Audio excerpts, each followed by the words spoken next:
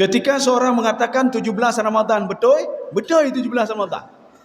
Ketika dikatakan lagi Al-Quran turun pada malam Lailatul Qadar, apakah benar? Benar. Kenapa tidak benar? Sekarang kita kumpulkan dua ayat yang berbeda ini. Ayat yang pertama, Syahrul Ramadan alladzi unzila fihi al-Quran. Pada bulan Ramadan, aku turunkan Al-Quran, kata Allah Subhanahu wa taala. Pada 17 Ramadan, sehingga kita memperingati sebagai Nuzulul Quran. Itu turunnya 5 ayat saja. Makanya ketika kita memperingati Nuzulul Quran, itu memperingati turunnya ayat yang pertama turun kepada Nabi Muhammad sallallahu alaihi wasallam. 5 ayat saja, bukan seluruh ayat. Jadi ayatnya Iqra bismi rabbikal ladzi khalaq. Jadi sampai ayat ke-5. Kemudian ayat ke-6 itu turunnya lama setelah Ramadan. Ya, nih.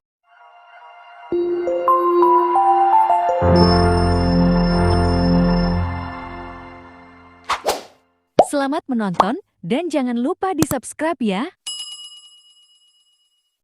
Alhamdulillahi rabbil alamin. Wassalatu wassalamu ala asyrafil anbiya'i wal mursalin wa ala alihi wa ashabihi ajma'in.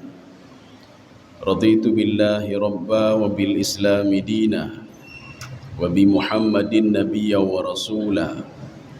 Rabbi shrah li sadri wa yassir li amri wahlul 'uqdatam min lisani yafqahu qawli. Allahumma ij'al jam'ana hadza jam'an marhuma wa tafarruqana min ba'dihi tafarruqan ma'suma. Kaum muslimin dan muslimat sidang jamaah subuh yang dirahmati Allah. Ada dua ayat yang berbeda. Kalau namanya ta'arudul ayah. Jadi ayat bunyinya berbeda, pemahamannya juga berbeda. Bagaimana kita menyikapinya? Ada satu ayat mengatakan Al-Quran turun pada 17 Ramadan. Syahrul Ramadan alladzi unzila fihi al-Quran.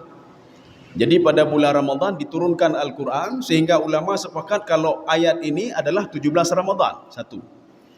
Kemudian pada surah yang lain, Inna anzalnahu fi lailatul qadar. Saya turunkan Al-Quran pada malam Lailatul Qadar. Sedangkan Rasulullah mengatakan Lailatul Qadar itu 10 terakhir. Ini belum 10 terakhir lagi. 17 Ramadan bukan 10 terakhir. Bagaimana kita menyikapi dua ayat yang berbeda ini? Maka baik karu-karu. Ya, baik karu-karu. Begitu juga hadis. Ketika dua hadis bertentangan, di dalam kitab At-Taisir fi Mustalahil Hadis. Jadi di situ diungkapkan, kalau ada dua hadis yang bertentangan, satu hadis ngomong begini, satu hadis ngomong begini. Bagaimana caranya? Al-jam'u. Kita kumpulkan hadis itu. Kita sekarang ngomong hadis dulu. Di dalam sebuah hadis diungkapkan Rasulullah berwudu, basuh sebahagian kepala saja. Dalam satu riwayat lagi, Rasulullah sallallahu alaihi wasallam membasuh seluruh kepalanya sehingga bolak-balik. Ini yang benar yang mana? Dua-dua benar. Maka katanya baik tak pedang yang pun dapat talah yang kedua. Yang kedua mengatakan satu yang benar, yang satu yang pertama salah. Dalam kaidah ilmu hadis, ini dua hadis ini harus dikumpulkan dulu. Harus dilihat ini munasabahnya apa, ini munasabahnya apa. Rupanya Rasulullah dua-dua berwudu model seperti ini. Model yang pertama, ketika Rasulullah berwudu hari-harinya, Rasulullah berwudu cuma membasahkan sebahagian kepala saja. Sehingga mazhab Syafi'i mengatakan wudu Rasulullah itu membasuh sebahagian kepala saja. Satu. Yang kedua, perawi lain melihat Rasulullah ketika dalam perjalanan, jadi rambut beliau itu kena debu. Makanya beliau mengambil air dan memasukkan tangan beliau ke kepala beliau sehingga mengulang 2 kali, Pak. Sekali, 2 kali. Dua hadis ini berbeda. Tapi dua-duanya benar. Baik dapat salah. Ye salah he panena cilet-cilet ye satu lagi panena rahu ngiurahkan sebahagian rambut. Artinya dua-dua benar. Ayat Al-Quran begitu juga. Ketika seorang mengatakan 17 Ramadan, betul 17 Ramadan. Ketika dikatakan lagi Al-Quran turun pada malam Lailatul Qadar, apakah benar? Benar. Kenapa tidak benar? Sekarang kita kumpulkan dua ayat yang berbeda ini. Ayat yang pertama, Syahrul Ramadhan alladzi unzila fihi al-Qur'an. Pada bulan Ramadan, aku turunkan Al-Quran, kata Allah Subhanahu wa Ta'ala. Pada 17 Ramadan, sehingga kita memperingati sebagai Nuzulul Quran. Itu turunnya 5 ayat saja. Makanya ketika kita memperingati Nuzulul Quran, itu memperingati turunnya ayat yang pertama turun kepada Nabi Muhammad SAW. 5 ayat saja, bukan seluruh ayat. Jadi ayatnya Iqra' bismi rabbikal ladzi khalaq. Jadi sampai ayat ke-5. Kemudian ayat ke-6 itu turunnya lama setelah Ramadan. Ya, nih. Maka nanti kalau ada peringatan malam Nuzulul Quran, maknanya apa? Peringatan turunnya Al-Quran 5 ayat saja. Ayat lain belum turun lagi. Peringatan turun 5 ayat. Yang turunnya pada 17 Ramadan. 1. Yang kedua, Inna anzalnahu fi lailatul qadar. Kami turunkan Al-Quran itu pada malam Lailatul Qadar. Semua ulama sepakat Al-Quran turun pada 27 Ramadan. Jadi kenapa bisa turun pada malam Lailatul Qadar? Sekarang kita perhatikan dulu. Di dalam Al-Quran ada penggunaan 2 lafaz yang berbeda. Yang pertama nazzala, yang kedua anzala. Kalau nazala itu turun Al-Quran secara bertahap-tahap. Kalau anzala turun Al-Quran langsung sekaligus. Makanya pada 27 Ramadan turun Al-Quran langsung dari Lauhul Mahfud ke Baitul Izzah pada 27 Ramadan, bukan turun ke dunia, tidak. Jadi makanya 27 Ramadan Ibnu Abbas di dalam tafsir beliau mengatakan turunnya Al-Quran dari Lauhul Mahfud ke Baitul Izzah sebelum lahir Nabi Muhammad sallallahu alaihi wasallam. Sebelum nak katanya apa? Al-Quran sudah turun dari Lauhul Mahfud ke Baitul Izzah pada 27 Ramadan. Maka kalau ada yang bertanya nanti, siapa yang menulis yang memulainya dengan Al-Fatihah? Yang kedua surah Al-Baqarah, yang ketiga surah Ali Imran, kemudian surah An-Nisa, berakhir dengan surah An-Nas. Itu siapa yang buat aturan seperti itu? Kok bisa teratur begitu? Apakah Nabi Muhammad? Tidak. Kenapa surah yang pertama turun Iqra' bismi rabbikal ladzi khalaq posisinya pada ayat terakhir pada juz 30?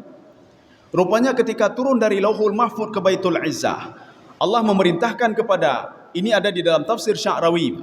Kata Imam Sya'rawi, penulisan Al-Quran dimulai dengan surah Al-Fatihah atas arahan Allah kepada malaikat Jibril, dan Jibril menyuruh kepada malaikat yang lain, uktubu hadza wa hadza wa hadza.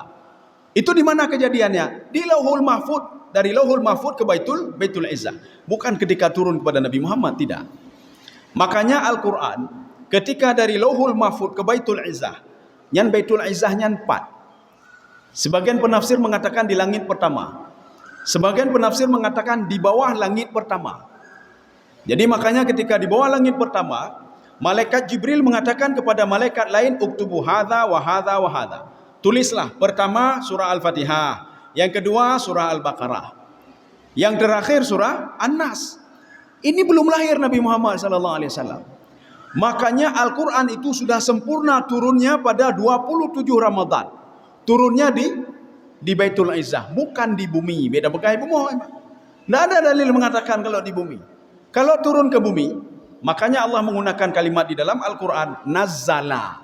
Nazzala Al-Quran. Diturunkan Al-Quran secara bertahap-tahap selama 23 tahun. Maka umur Nabi Muhammad 40 diangkat menjadi Rasul. 23 tahun maka menjadi 63 tahun Nabi Muhammad SAW wafat. Kaum muslimin sedang jamaah yang dirahmati Allah Subhanahu wa Ta'ala.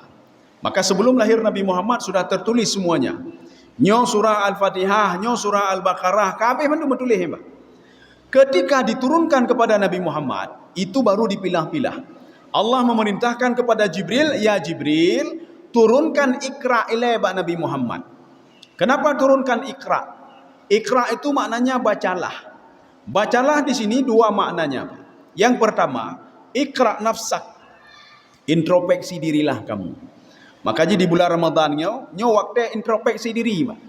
Menyawai luar Ramadan kita tak introspeksi gop. Ya hana betul, hana betul. Yang jino tak jero, lon hana betul lawiknya.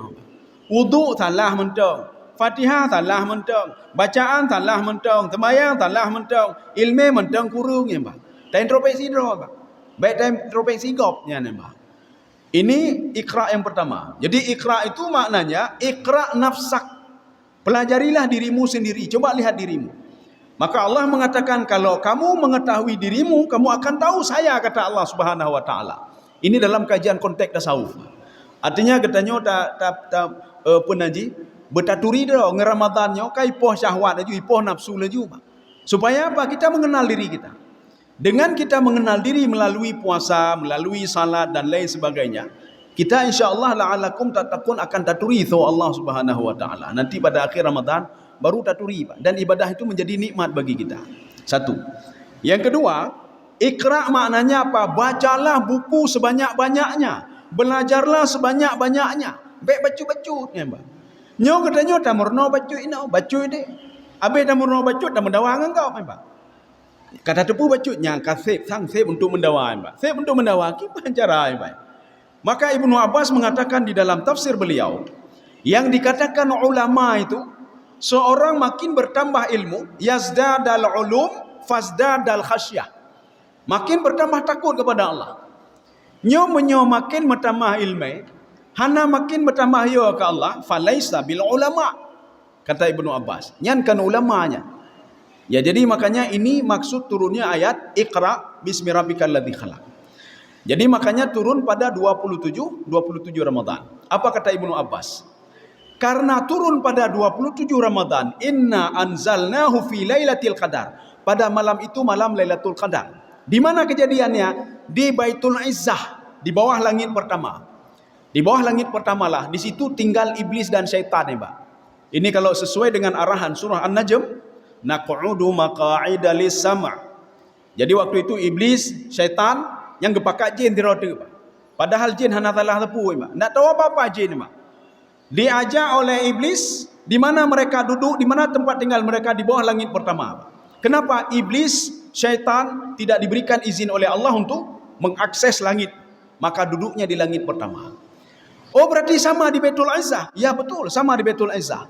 Makanya Allah mengatakan, saya jaga Al-Quran itu dari pengaruh iblis dan syaitan.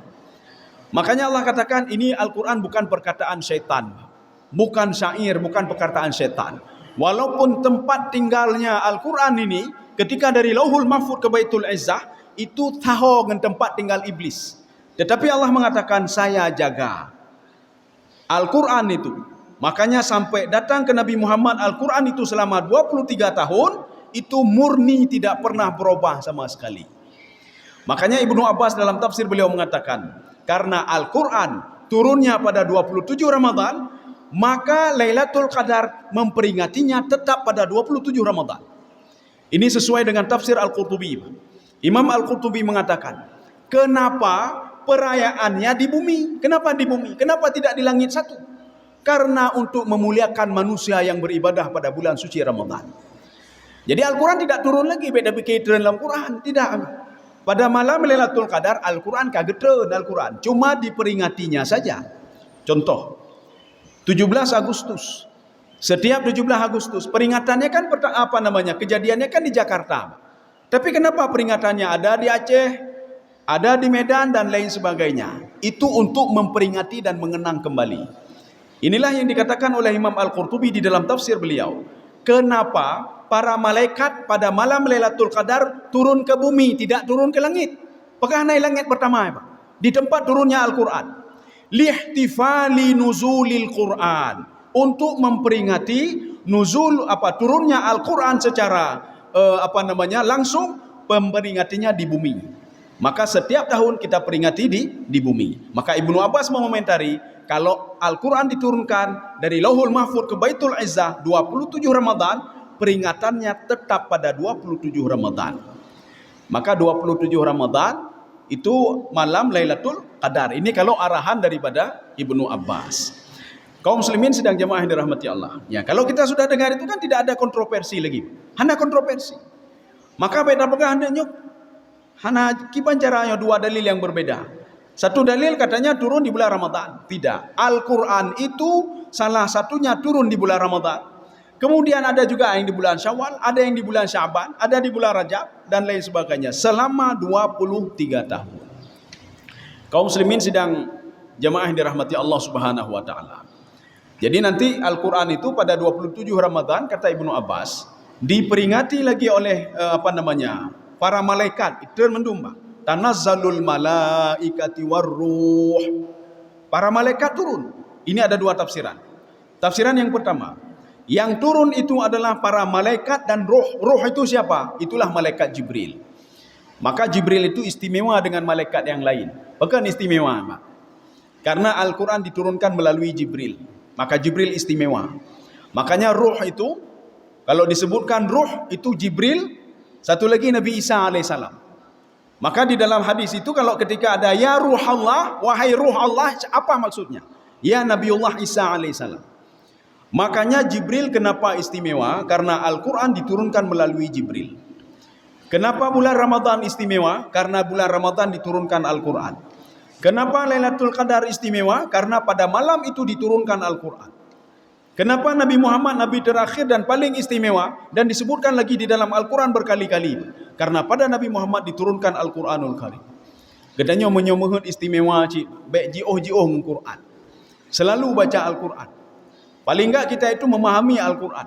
Paling enggak kita tahu apa mukjizat yang ada di dalam Al-Quran. Nyanpu ilai, nyan. Sekarang kita lihat tafsiran yang kedua lagi. Sebelum kita terangkan ini, mukjizat Al-Quran itu. Tafsiran yang kedua, tanazzalul malaikatu warruh. Pada malam itu turun para malaikat dan roh urang-urang saleh. Nyan, roh urang-urang saleh.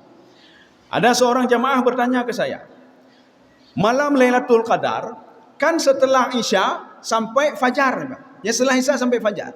Mana dalilnya? Inilah yang dikatakan Ibnu Abbas, man shalla rak'ataini ba'dal isya'i faqad adraka Lailatul Qadar.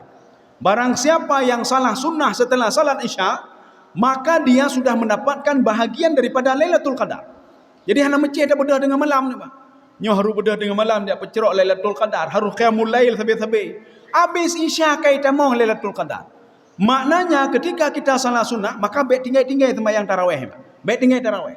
Di antara tarawih yang kita lakukan selama 30 hari, 29 hari, nak kenang methili dengan malam Lailatul Qadar. Bahkan bukan itu saja, 2 rakaat saja. Habis Isya 2 rakaat dalam salat tarawih. Adraka Lailatul Qadar. Kita sudah dapat Lailatul Qadar. Pertanyaannya, kalau kita habis Isya, ini di Arab tadi dalam Isya dalam Isya. Jadi bagaimana caranya? Apakah malam Lailatul Qadar di Indonesia mendam? Kita Isya itu kan poh lapang ke Isya, kemudian ke Fajar. Sedangkan tempat lain masih pagi, Pak. Jadi apakah turun di sini saja? Inilah yang dikatakan dengan tanazzalul malaikatu warruh. Tanazzala artinya apa? Turun di sini, pindah lom kedeh, pindah lom kedeh, pindah lom kedeh. Ketika di sini sudah habis fajar, pindah lagi ke negara lain yang masih malam, pindah lagi. Itu maksudnya tanazzalul malaikah. Makna tanazzala turun secara berkala, bukan turun sekaligus. Bukan turun habis berangkat, tidak. Makanya sepanjang malam itu terus berpindah para malaikat. Makanya roh yang dimaksud yang kedua adalah roh urang-urang saleh. Getanyo kam meninggai mak meninggai yah. Menyomak getanyo yah getanyo urang saleh. Pada malam itu dia akan turun ke bumi, Pak, dan melihat orang apa yang paling dia cintainya. Gekalan, Pak. Jadi makanya kalau kita merujuk ke dalam Al-Quran, roh urang-urang salehnya 4. Itu di Aliyin. Aliyin itu di mana? Di langit ke-7. Makanya ketika malam Lailatul Qadar mereka turun ke bawah semuanya, Pak. Mereka berdoa, "Gekala nana, Pak, alhamdulillah salamun." Nya menda ucapan, Pak. Salamun anu lum bemutuah anu lum, Pak. Atau kita punya anak yang saleh. Pada malam Lailatul Qadar dia turun ke bumi melihat ayahnya. Ya, Pak. Ya salamun ya ayah, salamun, selamat ya ayah, selamat ayah. Pertanyaannya, kenapa ucapan mereka salamun? Di sinilah di dalam kajian tasawuf, seorang itu bisa mendeteksi malam Lailatul Qadar dengan apa? Dengan hatinya. Bagi Banjara, Ketika kalimat salamun, salamun maksudnya tidak ada pengaruh syaitan sedikit pun sehingga 0% selama seumur hidup kita. Makanya ketika di dalam hadis, ketika Rasulullah mengatakan syaitan dibelenggu, pemahaman pertama betul-betul dibelenggu. Pemahaman kedua, syaitan yang dibelenggu kekuasaannya dibelenggu. Menyo ibu lain, getanyo gegoda le syaitan 30% gegoda. Tetapi di bulan Ramadan cuma bisa digoda cuma 5% saja atau 10% saja, Pak. Maka jika katanya mengat baca Quran mangak deh, Pak. Kenapa digoda cuma 5% saja, 10% saja? Makanya ketika malam Lailatul Qadar 0% pengaruh syaitan. Maka kalau orang selalu dia bangun malam nyan mangat hati, Pak. Tang mangat hat malamnya, Pak. Dia bisa mendeteksi malam Lailatul Qadar dengan hatinya, Pak. Kenapa? Di malam lain pengaruh syaitan masih ada 5%, 4%, 10%-nya mentaulah mati, Pak. Tetapi pada malam Lailatul Qadar 0%. Makanya para malaikat mengatakan salamun, selamat kamu kalau kamu beribadah pada malam ini, luar biasa pahala kamu. Yang pertama malam Lailatul Qadar, yang kedua nikmat beribadah di malam ini seumur hidup, kan seumur hidup ini setahun sekali, Pak. Setahun sekali. 0 pengaruh syaitan. Maka baik dengar malamnya ni, Pak. Ati baik dengar bit now. Paling enggak minimal. Menyohana atau budoh malam puasa, po 2 malam atau po leh malam. Paling enggak salat tarawih baik bertinggal ni, Pak. Jangan tinggal salat tarawih. Atau minimalnya lagi jangan tinggal salat setelah salat Isya. Maka lakukanlah salat sunnah setelah salat Isya setiap malam ini, Pak.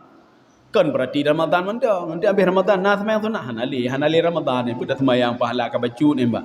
Nya Ramadan ka berlipat ganda, Pak. Minimal sebelum kita makan sahur, minimal, Pak. Sebelum makan sahur, kita salat malam dulu. Pertanyaannya, apakah bisa salat malam setelah kita salat witir? Ini yang pernah dilakukan oleh Umar bin Khattab radhiyallahu anhu. Maka Rasulullah kan pernah mengatakan begini, jangan pernah tinggal salat witir. Pak. Jangan pernah tinggal salat witir. Makanya kalau kamu nanti ragu-ragu bisa bangun tengah malam salat witir, maka salat witirlah habis salat sebelum tidur. Sebelum tidur salat witirlah. Nyokai belum Ramadan. Getanyo karena salat tarawih, karena salat witir. Menyo dah bedah tengah malam, pujud dah semayang lom sunnah. Boleh. Dalam sebuah hadis Rasulullah ketika didatangi oleh sahabat, Rasulullah boleh, kenapa tidak boleh? Yang enggak boleh witir diulangi lagi, Pak. Jadi salat sunnah silahkan berapa rakaat terserah. Mau 2 rakaat, 4 rakaat, 6 rakaat, 8 rakaat terserah. Mau salat sunnah itu.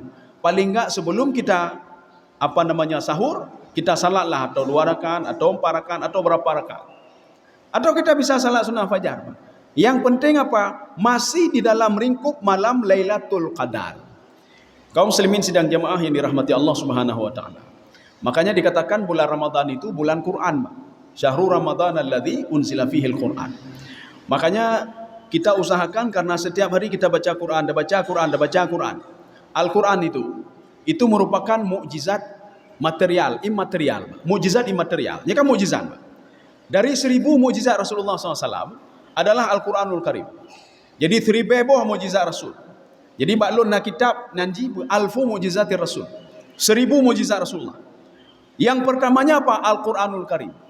Sebagian orang mungkin bertanya-tanya, kipan mukjizat Qurannya? Pak itu oleh mukjizatnya, Pak. Pak itu mukjizat Al-Quran. Apakah Al-Quran bisa terbang? Tak bisa juga. Apakah Al-Quran dapat ikubu beritoh kubu udek mayat? Tak bisa juga, Pak.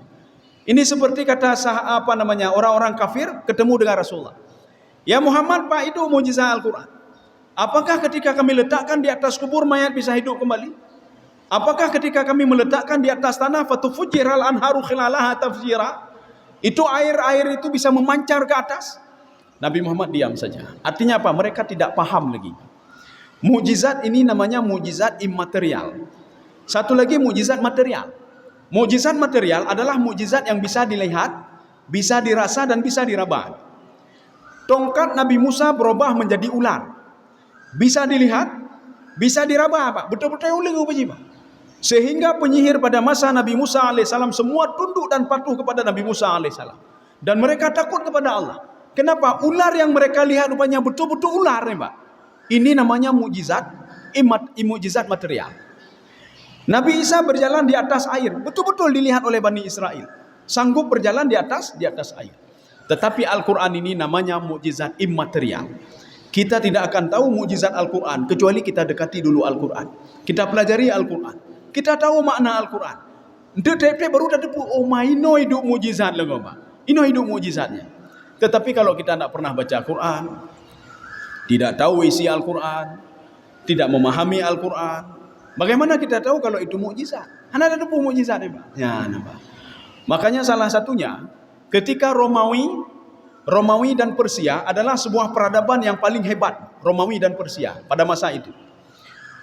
Romawi ketika turun ayat Al-Quran dikatakan ghulibatir Rum. Romawi itu akan dikalahkan fi bid'i sinin, pada 7 tahun. Itu belum dikalahkan lagi Pak. Ketika ayat ini sampai ke Rasulullah sallallahu alaihi wasallam, Rasulullah mengatakan kepada sahabatnya, kalian tenang saja, Romawi nanti bisa dikalahkan, 7 tahun lagi akan dikalahkan. Kok bisa tahu ya Rasulullah? Arahan daripada Al-Quran. Al-Quran mengatakan ghulibatir Rum, Romawi akan dikalahkan. Berita ini sampai ke Raja Romawi Pak. Apa kata Raja Roma? Puya pegah Muhammadnya, puya pegah Al-Qurannya. Kami bisa dikalahkan 7 tahun ke depan. Kami sudah berjaya, sudah ratusan tahun sudah berjaya. Romawi berjaya Pak, tidak ada yang pernah mengalahkan. Akhirnya Romawi setelah 7 tahun kemudian dikalahkan oleh Persia. Sesuai dengan apa yang tertera di dalam Al-Quranul Karim. Maka jika katanya baik proteh-proteh puna Al-Quran. Kita diajarkan oleh Al-Quran ketenangan jiwa. Pakai banyak petenang jiwa dalam Al-Quran. Ada masalah-masalah bagaimana menyikapi masalah ada dalam Al-Quran. Cuma kita saja hana tepu-tepu baino Pak. Hana tepu-tepu ino. Tamita saran go, tamitanyo, tamitaje Pak. Padahal semua ada di dalam Al-Quran. Kita merujuk kepada teori-teori orang lain Pak. Padahal dalam Al-Quran penuh dengan teori-teori. Ya, Pak. Jadi makanya dengan momen nuzulul Quran, ada yang memperingati nanti malam. Ada yang memperingati malam besok, ya malam besok. Ada yang memperingati ini nanti malam nuzulul Quran. Jadi malam nuzulul Quran itu memperingati 5 ayat saja, bukan seluruhnya, 5 ayat. Turun surah Iqra bismi rabbikal ladzi khalaq untuk kepada Nabi Muhammad sallallahu alaihi wasallam turunnya pada 17 Ramadan tidak semua ayat. Maka Nabi Muhammad cuma 5 ayat itu saja. Ayat yang ke-6 itu turun tentang Abu Lahab Pak. Abu Lahab yang yang menghalang-halangi Rasulullah sallallahu alaihi wasallam ketika salat. Maka turun ayat ke-6. Maka kan tidak sama turunnya Pak. Ya. Jadi maka kita lihat nanti dalam sebuah surah tidak semuanya turun di satu tempat, tidak. Bisa turunnya berbeda-beda. Ada surah turunnya di Mekah, ada surah turunnya di Madinah. Mudah-mudahan ada manfaat bagi tuan dan jemaah sekalian. Subhanakallah bihamdika asyhadu an la ilaha illa anta astaghfiruka wa atubu ilaik. Assalamualaikum warahmatullahi wabarakatuh.